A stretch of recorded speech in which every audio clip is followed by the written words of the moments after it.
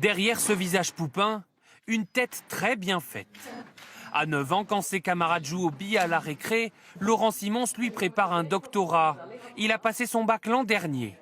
Le petit surdoué originaire de Belgique étudie maintenant l'ingénierie dans une université des Pays-Bas, après une scolarité éclair. Je ne suis resté que 2 ans à l'école primaire. J'ai passé 1 an et demi au collège, mais pour moi tout ça est assez normal. Le mois prochain, il devrait donc devenir le plus jeune enfant du monde à obtenir un diplôme universitaire. Une fierté pour ses parents qui encouragent leur fils. Je pense qu'il aurait été malheureux s'il était resté à l'école contre sa volonté. Il voit les études comme un terrain de jeu, donc il peut tout accomplir. L'enfant est doté d'un quotient intellectuel de 145, bien supérieur à la moyenne. Son parcours, certes exceptionnel, peut s'expliquer selon ce spécialiste du cerveau. Biologiquement n'existe pas. Chaque cerveau a, à l'intérieur de la tête, donc chaque enfant a un système plus complexe que l'Internet mondial.